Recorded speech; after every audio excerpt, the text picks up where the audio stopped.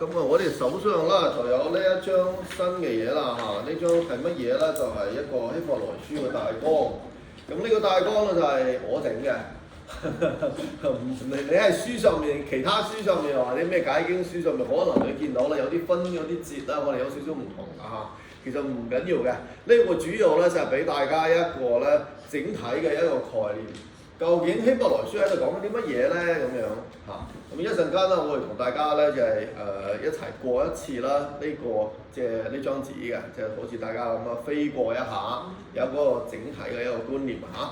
咁我哋接住上一次嘅咧，就係、講到話我哋希伯來書嘅佢寫作嘅一啲嘅呢個背景啊。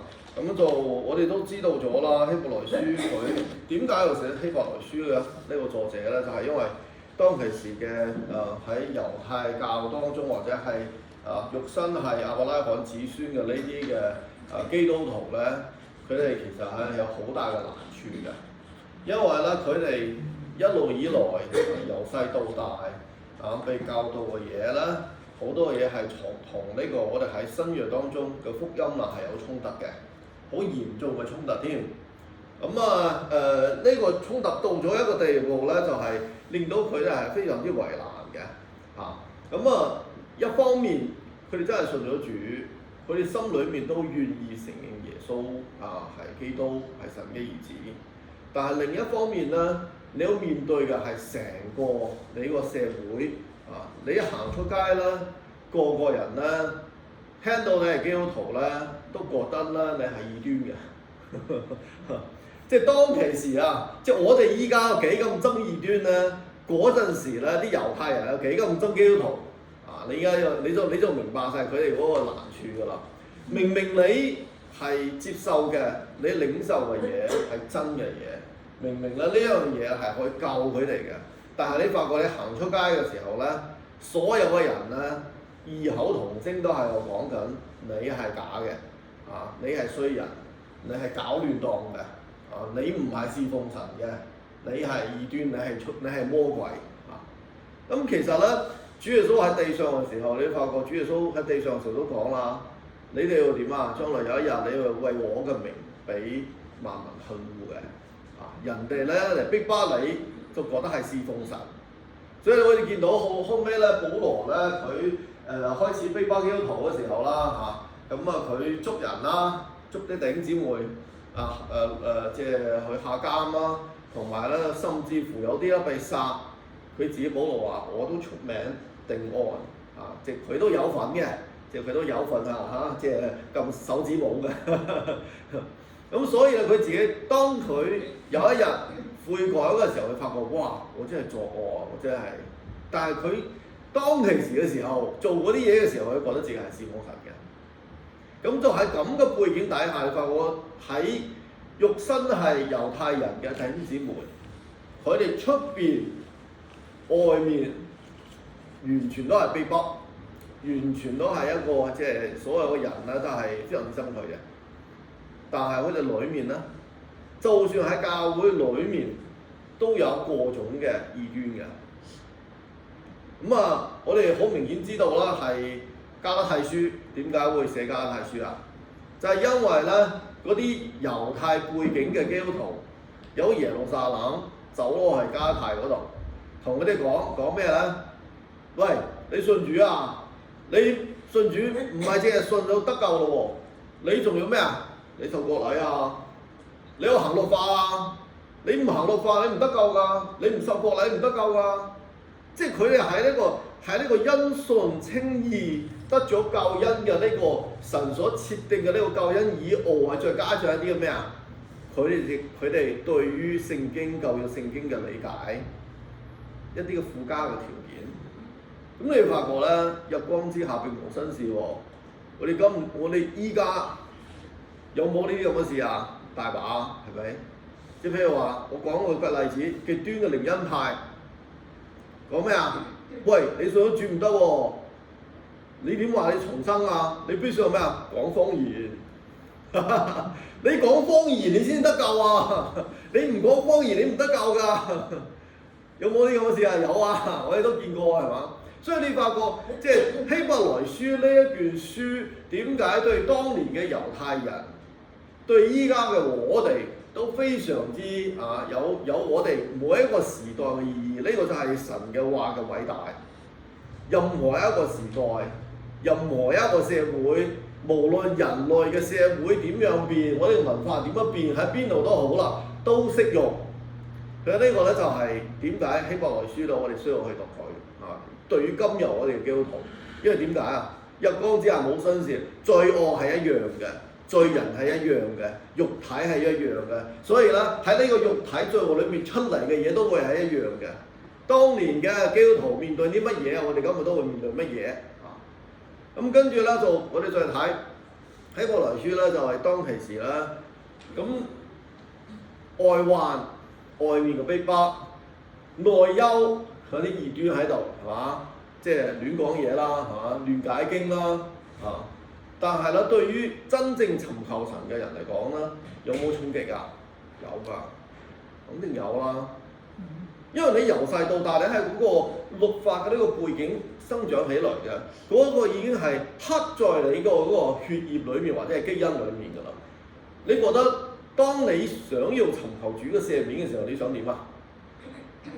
你要去祭司嗰度獻祭啊嘛。由細教到你話，喂，你犯咗罪，你要走去揾隻羊。如果你屋企比較有錢嘅，揾隻牛啊。再冇錢嘅，你要揾咩啊？斑鳩、鴿子，係嘛？即係麻雀，甚至乎係咪啊？你由細到大都係接受咁嘅觀念，有朝一日同你講話，喂，佢唔使啊！主耶穌啊，佢一次過，跟住永遠你都得㗎啦。但係你知道個人咧係好軟弱嘅，你做慣咗一樣嘢啦，當有朝一日突然之間你得咗釋放嘅時候咧，你唔知自己會點㗎，你唔知自己想應該點㗎。你兩隻手你都唔知擺喺邊度好嚇，就好似一個人做咗奴隸，做慣咗奴隸嘅時候，突然之間得咗釋放嘅話，你今日唔使做嘢啦，你可以唞啊。你發覺佢周身唔聚財㗎，佢點唞啊？唔得㗎喎，我想做嘢，我做啲嘢啊嘛，你俾啲嘢我做啦，係嘛？人真係咁樣嘅慣性㗎。咁所以咧，你發覺喺猶太教當中嘅弟兄姊妹咧，佢哋雖然信咗主，雖然都有聖靈嘅重生，但係咧嗰個猶太教嘅影子喺佢哋身上嘅影響係非常之深遠嘅。嗰樣嘢會令到佢哋喺佢哋信仰嘅道路上，佢哋外面嘅逼迫，裡面嘅呢啲嘅各種嘅呢個異端，面對呢啲嘢嘅時候，可以話咩？內外交逼嘅時候咧，佢哋會動搖，有好多人可能會跌倒。咁所以啦，呢個希伯來書呢一卷書咁重要，就係佢當喺咁嘅情形底下，希伯來書嘅作者寫咗呢一封嘅書信，或者寫咗呢一篇嘅文章，俾所有嘅猶太嘅基督徒喺聖經裏面，喺舊約聖經嘅呢個基礎上，再一次即係可以將個基礎啦，可以打得更加實在一啲嘅。話俾你哋聽嗱。我哋所讀嘅呢啲聖經唔係就咁啊輕輕咁過去㗎。你睇下耶穌基督，佢真係喺舊約聖經裏面咁多樣地方都係指住佢講嘅。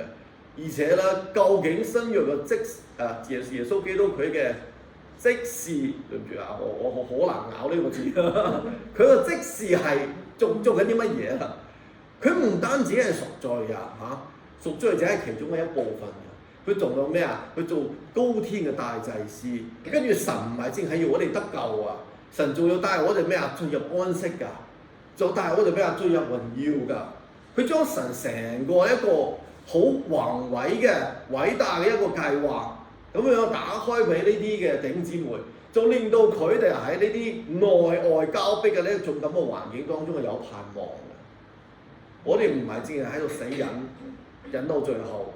忍到死為止，唔係嘅。我哋喺永遠裏面，我哋係有一個盼望嘅。所以你發覺啦，希伯來書啦，佢嘅寫作啦，我哋依家就嚟睇呢張大綱啦。基本上嚟講，希伯來書咧，佢係講乜嘢咧？就係證明耶穌係基督，耶穌係神嘅兒子，耶穌係嗰位大祭司。跟住啦，我哋喺呢個末世嘅基督徒，當我哋面對世界嘅逼迫，面對我哋當中嘅異端，我哋點樣去生活嘅？而且咧，佢中間講到好重要一樣嘢就係講到信心。前面咧成10章都喺度證明緊耶穌係基督，就係講緊呢個福音啊！福音究竟係乜嘢？福音嘅中心就係咩啊？耶穌基督啊嘛。所以點解保羅話喺我心裏面我唔知啲其他嘢我淨係知道一件事嘅啫，就咩啊？耶穌基督並他釘十字架，係嘛？咁所以咧，所有福音嘅呢個中心內容只係一樣嘢，即係耶穌基督佢嘅救恩，同埋佢救恩又造成俾我哋嘅係乜嘢？全部喺晒度㗎。跟住由第11章開始就係講緊咩啊？講緊信心啦。點解要講信心啊？因為呢一個福音，呢一個主所成就嘅救恩，你想得着，你用讀書嘅方式得唔得着啊？得唔到你用呢個人嘅訓練嘅方式，可唔可以訓練到基督徒出嚟啊？訓練唔到。你必須要咩啊？要信。你唯有係信心，你先可以得着呢個神嘅救恩。跟住佢就話呢個信心，同埋呢個信心有幾咁緊要咧？喺我哋信主嗰陣時咧，得咗呢個救恩，同埋咧係保守我哋持守呢個信心，一直到我哋末終嘅。所以你發覺咧喺信心希伯來書話，信係所望之事嘅實底，未見之事嘅確據。跟住咩啊？古人喺呢上面好多美好嘅見證。你發覺佢咧所講嘅嗰啲美好嘅見證，全部都係逼迫當中，喺困境當中，喺各種各樣嘅不如意當中，信點樣呢啲嘅人點樣因着信，佢哋可以最終同主一齊過咗佢哋自己嗰一生，而且稱義嘅。咁所以咧，其實呢個對於當年同埋對於我哋依家嘅弟兄姊妹嚟講咧，都係一個非常之大嘅一個鼓勵嘅。即係無論係咩環境底下，冇失咗信心，持守呢個信心。跟住咧就係發覺咧，到最後啦就係講完信之後啦點啊？雅各書講咩啊？沒有行為嘅信心是死的，係。所以咧發覺咧到咗12章末了12章開始有一半，跟住到13章喺度講緊點啊？基督徒點生活？當你有信心，你一個信心嘅生活係一個怎樣嘅呢個方式？你喺與主同行，活喺呢個世上，你點樣見證你嘅信心咧？呢個就係希伯來書，我哋就睇到啦，發覺就係基本上嚟講咧，就係呢3個大嘅部分就係咁樣。咁你具體我哋就嚟睇咧，就係開始第1章第1節到第3節。就係講緊福音嘅中心，一陣間咧我哋會逐字咁講噶啦嚇。跟住1章3節到2章18節咧係講緊耶穌基督，佢係唔好意思個新字幫我查咗佢，可能當其時唔知點解打字打錯咗啊。耶穌基督係遠超過天使嘅，呢個係第一個比較，係希伯來書裡面第一個比較耶穌基督同天使。點解咁比較啊？因為喺猶太人當中咧，佢哋係舊約聖經裏面即係猶太人對神嘅認識咧，其實係有限嘅。你千祈唔好以為猶太人佢哋喺舊約嘅時代裏面，佢哋對神嘅認識咧比我哋多，唔會㗎。佢哋雖然好多人聖經熟，細個都知道聖經讀聖經，但係咧，如果冇聖靈嘅帶領，人係冇辦法進入真理嘅裏面嘅，所以但係當其時喺嗰個時代，以前嘅時代嘅時候咧，主耶穌基督未落嚟啊嘛，咁聖靈唔係賜下澆灌每一個佢嘅兒女噶嘛，咁點算咧？就靠啲咩咧？靠先知，靠呢個祭司、利未人教導神嘅百姓但係呢啲教導當中幾多係啱，幾多係錯，就唔知道啦。所以喺舊約裏邊咧，以色列人當時咧，佢哋對神嘅認識咧，其實係好模糊嘅。佢就知道有咁一位神有個神係耶和華咁樣啦，雖然我哋中文翻譯成耶和華，但係咧係猶太人嚟講嘅，佢哋唔係咁講噶嚇。佢哋叫阿杜拉就係我哋嘅主，我哋嘅主，佢唔直接講耶和華個名㗎嚇，因為佢覺得，因為嗰個字眼本身咧就係好難讀嘅，係原文嗰個字眼，係基本上嚟講唔知點讀㗎。而且咧，對於佢哋傳統嚟講，佢哋覺得對神嘅尊重嚟講咧，嗰個名咧係唔可以隨便講出口㗎，所以佢哋就係講我嘅主就係一位嘅啫。即係阿東拉，即係我嘅主啦咁樣啦。咁所以佢對神嘅認識咧，其實好模糊。好多時候喺舊約聖經裏面出現嘅，耶和華嘅使者向邊個顯現，同邊個講啲乜嘢，跟住又做咗啲咩嘢嚇。咁所以咧，佢哋對天使嘅尊重係非常之大㗎。佢哋覺得天使嚟啦，哇！天使係顯現啊，咁即係代表神啫嘛，係嘛？但係呢個時候，希伯來書嘅作者講一樣嘢，就話呢度依家有一位，佢比天使更加尊貴，佢得咗個名字啊，比天使更加尊貴。而且咧，天使不過係服役嘅靈，係做僕人嘅，佢係 master， 佢係主。所以你想象一下，如果你哋覺得天使咁唔應該被尊重嘅話，咁呢個耶穌基督，你應該點對待佢咧？所以呢個第一個比較，第二個比較，跟住我哋直接睇3章1節到3章6節，佢喺度比較緊咩啊？將耶穌基督同摩西比較。摩西喺神嘅家中傳言盡忠，我哋知道摩西喺以色列人嘅心目當中嘅地位係點啊？非常之崇高嘅係嘛？僅次於佢哋嘅老祖宗亞伯拉罕嘅。因為點解啊？律法係接住摩西傳噶嘛，你冇摩西。哇！我哋冇舊約聖經啦，我哋常理上面通常喺度講舊約聖經嘅前5卷書係嘛？創出嚟民申都係摩西寫㗎嘛，所以點解我哋叫摩西5經啊？如果冇佢俾神呼召使用，咁啊我哋冇聖經睇。第一樣嘢，第二樣嘢，以色列人仲係咩啊？埃及做咗奴隸啊，係嘛？仲喺度做緊磚啊！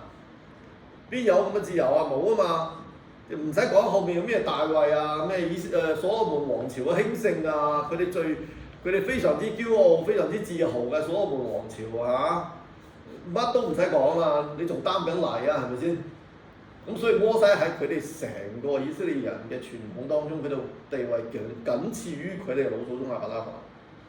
但係依家希伯來書嘅作者話俾呢啲喺生活當中將摩西覺得好崇高嘅人聽，依家呢度有一位，佢比摩西更加嘅地位高，佢比摩西更加尊貴。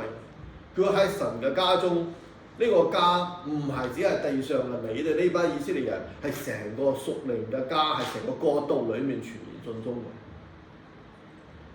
嘅。咁啊，所以話比較咗第二樣嘢就係耶穌佢個盡忠遠超過摩西嘅。跟住之後啦，3章第7節到第3章第19節就警戒嗰啲唔信嘅人啦，開始引入咗一個概念叫做安息啊。跟住就話嗰啲以色列人舊約嘅以色列人點解倒閉係曠野啊？因為佢哋唔信啊嘛，佢哋唔信入唔到安息。今日你哋如果唔信耶穌基督，你哋可唔可以進入安息啊？你都冇安息。所以你會發覺咧好得意㗎，我呢度1、2、3 3個大段，每個大段佢講一次耶穌基督係邊個，超過咗邊個嚇，比較完之後佢下底一定有一段嘅呢個警戒嘅，警告話你千祈唔好唔信嚇，你唔信你大禍㗎你，係好得意㗎，你嗰個寫作呢個方式。咁其實你話每一段咧，佢基本上你單拎出嚟咧都可以一篇完整得到嘅。所以咧，其實你要發覺希伯來書嘅作者真係神藉咗呢位弟兄咧寫得真係太好啦！佢要由3個唔同嘅角度，或者用3段去將呢個福音、將耶穌基督佢個身份、佢個地位、佢個職事講得非常之清楚。跟住啦，我哋嚟到第二個部分啦，就係耶穌基督帶入咗安息，比約書亞所帶入嘅更加美。約書亞咧喺以色列人嘅生活當中仲重要，因為攞到迦南地，即係約書亞帶住佢哋入去啊嘛。真刀真槍咁攞翻嚟㗎，唔係講假嘅，真係真刀真槍，一忽地一忽地咁樣去打入嚟㗎，係嘛？打落嚟嘅，所以咧當時以色列人對約書亞都好大嘅敬仰，覺得佢係又話第二代嘅以色列人嘅領袖啊嘛。但係咧呢個時候，希伯來書嘅作者話俾弟兄姊妹聽就係、你都覺得約書亞好了不起啦嘛，但係約書亞並冇將以色列人帶入佢哋真正個安息嘅裏面。神喺為神嘅百姓預備咗另一個安息日嘅安息，而嗰個安息唯有耶穌基督先至可以帶我哋進入。所以一個係屬地嘅睇得見嘅暫時嘅即時，一個係屬天嘅看唔見嘅永遠嘅即時，邊個更加尊貴啊？永遠嘅當然啦。跟住我哋再睇4章14到5章11節，就講緊耶穌基督係以兒子嘅身份為大祭司，佢比亞倫更加尊貴啦。亞倫喺以色列嘅歷史上面第一個大祭司，我哋叫 chief priest， 又或者叫 great priest。大祭司係做咩嘅咧？就係佢大祭司啦，佢係有非常之大嘅呢個嗰啲叫特權啦。佢先可以着祭司袍嘅喎，即係咩冠冕啦，上高有個金牌寫住咩啊？尊耶和華為聖嘅係咪啊？嗰牌好大隻㗎，你睇你嘅中文聖經啦，歸耶和華為聖嗰幾個字係特別大隻嘅，我唔知道你本聖經點啊？好多嘅舊版嘅聖經嗰幾個字係特別印嘅大隻啲嘅，嗰個金牌就係佢個冠冕上面，跟住做咩啊？佢着以弗得。係一種嘅祭司嘅禮服嚟嘅，喺呢個內袍嘅外面嘅，非常之靚嘅。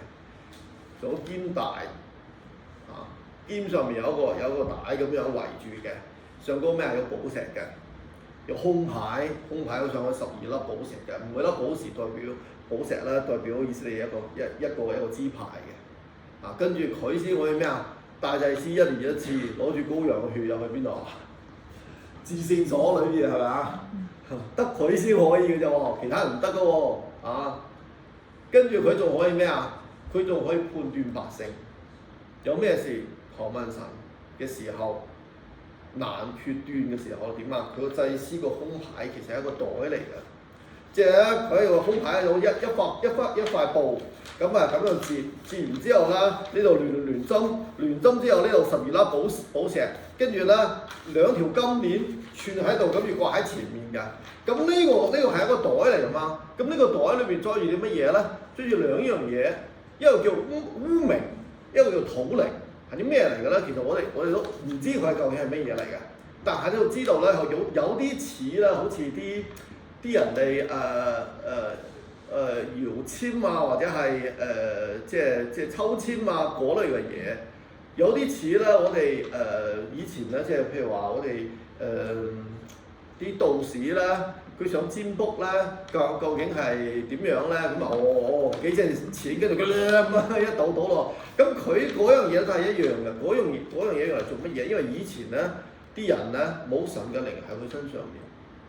有一啲嘅好難決斷嘅案子係點咧，就要問祭司啦，祭司決斷。因為祭司就將呢樣嘢攞出嚟之後咧，求問完神之後咧，擺喺呢度，跟住嗰啲求問神嘅人咧，大家一齊去睇神係咩意思，冇得拗㗎，係咩嘢就係咩㗎啦。所以咧就你發覺以前有好多啲好難決斷嘅嘢，就係因為尤其是人心裏面諗嘅嘢啊嘛，有呢啲嘅案子嘅時候咧。再要祭司用呢個方式啦，求問神，跟住用污名同埋土靈攞出嚟同大家一齊睇，所以呢個先大祭司先做到嘅喎，而且唔係每一個大祭司做到嘅，有啲大祭司咧佢承接咗亞倫嘅呢個祭司嘅職任，但係咧佢冇呢個能力嘅，神冇俾佢呢個恩賜嘅。所以你要發覺啦，大祭司同大祭司唔一樣㗎，唔係亞倫嘅子孫咧就一定係有呢一個能力嘅，唔一定。但係啦，呢個能力咧就係一定係神咧俾佢嘅百姓嘅，就係要有嘅，因為做審判用有啲好大嘅案件嘅時候咁啊，好啦，咁我哋講緊主耶穌咧做呢個大祭司咧，亞倫喺以色列嘅歷史上面覺得亞倫好了不起啦，第一個大祭司嘛，佢可以親近神啊，佢咁多，好啦，但係講緊而家主耶穌佢係以兒子嘅身份係永遠嘅升入高天嘅大祭司，而且佢依家所侍奉唔再喺地上嘅暫時嘅帳幕，係天上永遠嘅屬靈嘅呢一個帳幕。所以佢係呢個大祭司，永遠為祭司嚇。佢同亞倫唔係同一個等次嘅嚇，佢仲遠超過亞倫嘅。跟住咧就好啦，你發覺又開始啦。你班友冇唔信啊？你唔信大鑊啊？係嘛？即係講一輪，跟住即刻又俾一個警告你啦嚇！即係如果你領咗神嘅教訓，有咗聖靈喺裏面，你如果有離棄道理，唔好意思，你冇得重新後悔啦！啊，你將神嘅兒子重新釘十字架，咁啊唔得㗎嘛！咁呢個係一個境界。跟住有6章開始，又開始第3段㗎啦，開始比較耶穌基督同亞伯拉罕嘅奉獻。耶穌基督係收納亞伯拉罕嘅奉獻，咁啊比佢嘅位份更加大，因為耶穌基督佢係照住麥基洗德作為等次做祭司，咁麥基洗德咧佢收亞伯拉罕嘅1/10，即係咩咧？佢想講一樣嘢就係、呢一位人子耶穌無像嘅兒子，但佢係神嘅兒子，佢係神，佢嘅地位咧仲高過我哋嘅祖宗亞伯拉罕。你見到佢係一個遞進嘅關係未？以前講緊摩西，以色列歷史上第2號人物啊，依家講緊你哋最需要尊崇嘅老祖宗亞伯拉罕，主耶穌比佢更加大。咁啦，你講到呢度嘅時候講多一句，你記唔記得路加福音啊？應該路加福音講過一次，主耶穌同啲猶太人講嘢啊嘛。跟住咧，啲主耶穌就講：你哋嘅祖宗亞伯拉罕見到我嘅日子就歡喜。跟住啲猶太人咪好唔服氣啦。喂，我哋嘅祖宗咩？我哋嘅祖宗啊？你夠係猶太人啊，唔係你祖宗咩？簡直係大逆不道，係嘛？倒反天光啊！就已經喺度谷住緊火啦嚇。跟住佢問，跟住咧就話：你都冇30歲，你邊見過亞伯拉罕啊？亂講係嘛？嘴上無毛係嘛？辦事不牢咁樣。但係你知唔知主耶穌回答佢咩啊？冇亞伯拉罕嘅時候就已經有我啦。哇！主耶穌呢一句係講緊真理真係嘅，因為佢係創造主啊嘛。但係對於呢班猶太人點啊？哇！仲得了嘅，冇啊！冇我祖宗都有你簡直係大逆不道啊！你點可以講啲咁嘅説話咧？係嘛？數典忘祖啊！所以點解啲猶太人咁憎主耶穌咧？你依家明白啦係嘛？即係亞伯拉罕喺佢哋心目中個地位係不可動搖嘅，你掂都唔可以掂嘅。你冇話講佢有啲咩唔好啊！你講你喺佢前面都唔得啊！但係主耶穌講嘅係事實喎，冇亞伯拉罕嘅時候就已經有我噶咯喎。因為點解？當其時你祖宗亞伯拉罕喺地上將個1/10俾麥基洗德嘅時候，我係照住麥基洗德嘅等次做祭司嘅喎。其實你祖宗亞伯拉罕奉獻嗰1/10，奉獻俾邊個？就係奉獻俾我啫嘛。所以你話到咗呢個時候，我哋會見到主耶穌佢收取亞伯拉罕嘅奉獻，佢個位份比亞伯拉罕咁大。因為點解？麥基洗德同亞伯拉罕祝福噶嘛，從來都係位份大嘅同位份細嘅祝福。呢個係聖經講嘅，駁不倒嘅理啊嘛，一定係咁啊嘛，係嘛？跟住下低繼續7章11到8章13，主耶穌呢個新約嘅大祭司比舊約嘅律法更偉大。舊約嘅律法比較新約同舊約，呢個我就唔具體講，到時我哋講到嘅時候再講。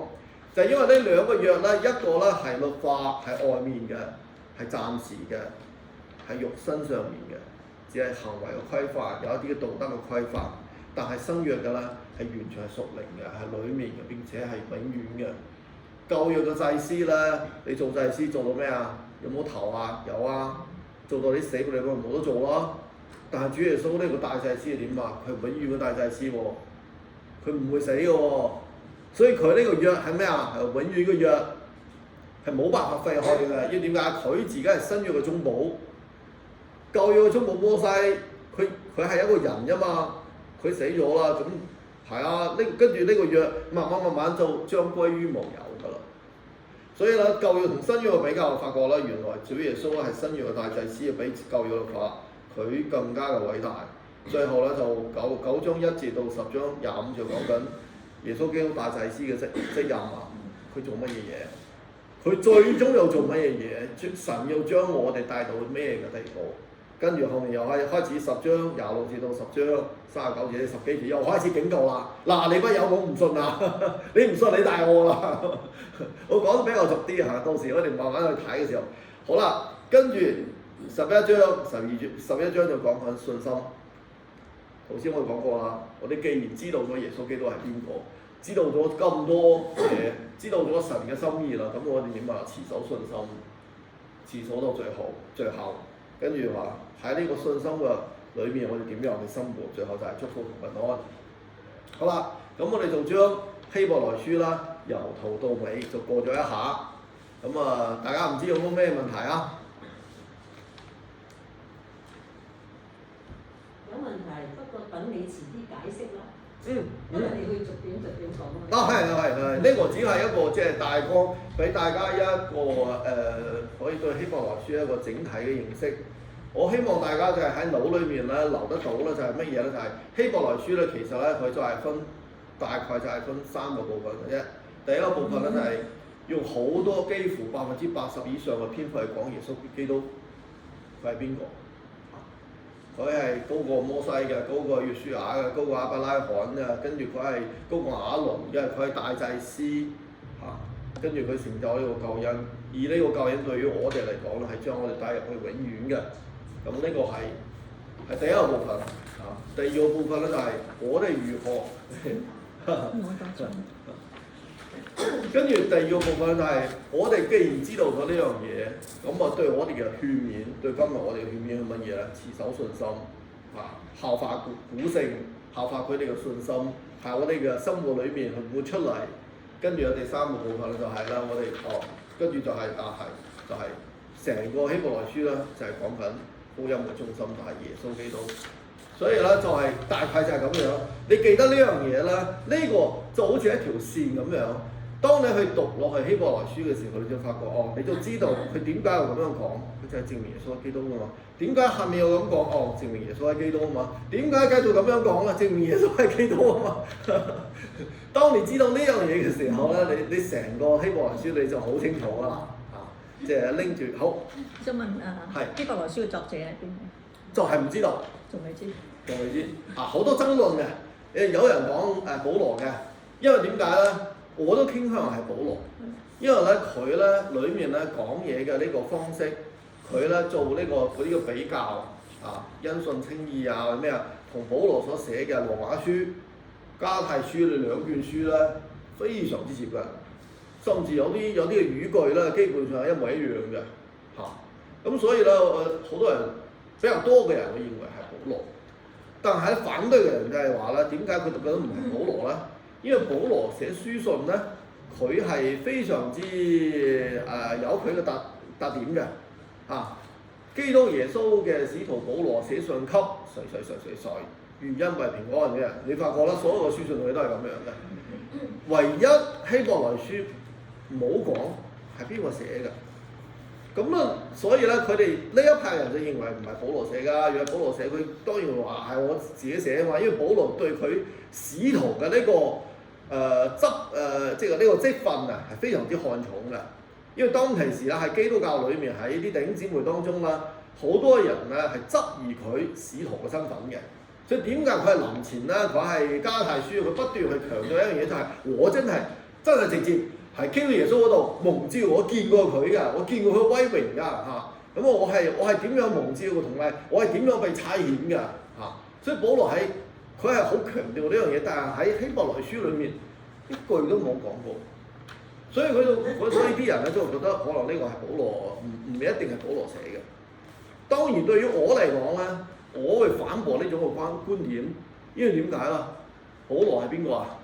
保羅咧，佢咧係法利賽人啦，以前佢用喺最嚴謹嘅教門加瑪列嘅門下做咗法利賽人，同埋佢咩啊？佢老豆係邊個啊？唔知個名，但係我哋知道佢老豆都係法利賽人，佢係法利賽人生嘅法利賽人。所以咧，當佢係公會受審嘅時候，佢話：我係法利賽人，我都係法利賽人嘅子孫，係嘛？咁你就知道啦，佢嘅家族嘅歷史咧，佢係法利賽人。但係有朝一日佢蒙召之後，佢出嚟做基督徒點啊？佢等於背叛咗成個家族，佢背叛咗自己嘅傳統。即係好似咧，我哋依家。如果有個人，佢講佢自己係汪精衛嘅子孫，你會唔會睇得起佢啊？大家知道汪精衛係邊個啊？漢奸啊嘛，第一個最大粒嗰個漢奸啊嘛，係嘛？佢話佢汪氏子孫，個漢奸個仔，小漢奸，我使聽你講啊，係嘛？咁如果當佢呢卷書去寫俾希伯來人、猶太人嘅時候，嗰啲人如果係猶太人，佢會唔會接受一個猶奸寫嘅嘢？佢可能先對呢個人佢先唔接受，跟住你講乜嘢佢都唔想聽㗎啦。所以我覺得呢個就係呢個可能性。點解保羅喺佢嘅希伯來書佢唔講自己係邊個？佢只係講親愛弟兄們啊！佢將真理擺出嚟，佢唔要人看見佢呢個人，免得人因為佢嘅身份而跌倒。即係呢個係我自己嘅諗法，所以我會接受希伯來書應該係保羅寫嘅。但係咧，另一啲嘅弟兄姊妹弟兄們會認為咧，希伯來書有可能係仲有邊個可以寫希伯來書啦？係可能係路加寫嘅，因為點解咧？希伯來書咧，依家現存嘅佢哋認為嘅非常之早嘅手抄本咧，係用希臘文寫嘅，而嗰希臘文係好靚嘅希臘文嚟嘅，唔係啲普通嘅白話文嚟嘅，即係好靚嘅文字㗎，即係嗰希臘文嘅功底非常之勁㗎啊！咁咧就覺得喺成個新約嘅作者當中咧，除咗保羅以外，可以有咁嘅本事係邊個？就係路加。路加寫《路加福音》《使徒行傳》係嘛？佢寫到文字好靚㗎。當然我依家仲未識欣賞，我淨係識睇得明就得啦。我未識欣賞佢個文字靚成點樣。但係聽聞係覺得係咁樣好靚嘅嚇，我覺得係路加。另一班嘅人比較少數嘅認為係邊個咧？係阿波羅寫嘅。阿波羅，因為佢都係猶太嘅呢個背景嘅，咁佢對律法咧非常之認識嘅。咁即係阿波羅同埋保羅啦，即係呢兩個人咧係比較多嘅人嘅可能性，因為覺得佢喺希伯來書裏面引用咗好多舊約嘅聖經，呢個你必須對舊約聖經咧有非常之清楚同埋呢個即係深入嘅認識。呢個唔係普通嘅，就係只係普通我背咗書就算㗎，嗰啲人可以做得到嘅嘢。當然啦，即係咁咯。好。呢個係仲有冇其他問題？我哋時間差唔多啦，1分鐘嚟。冇啊。OK，我哋就結束今日，我哋一齊做一個祈禱，我哋就結束今日啦。主耶穌，我哋感謝你。主啊，當我哋喺你嘅話語當中看見主，究竟你係邊一位？你係幾咁偉大嘅一位主？主啊，喺我哋人類嘅語言，我哋實在係冇辦法完全將你係邊一個可以全部嘅詮釋出嚟。主啊，但係我哋用我哋自己有限嘅人，以我哋有限嘅人生，我哋願意嚟認識你。多謝你喺我哋有限嘅人生當中，你遇見咗我哋，你尋找到我哋，並且讓我哋可以認識你。如果唔係，我哋真係好似世上嘅人一樣流離浪蕩。但係主啊，係你自己嘅愛吸引我哋，並且尋找我哋，係你先愛我哋，讓我哋可以坐喺你嘅面前一同喺你嘅話語當中更多嘅親近你。主啊，求你祝福我哋嘅聚會。主啊，讓我哋弟兄姊妹可以繼續一同係追求呢一卷書嘅時候，求主你將你自己嘅話語繼續向我哋打開。今日求主你預備我哋嘅心，一同喺呢個會中嚟讚美你，嚟敬拜你。奉主耶穌基督嘅名。好。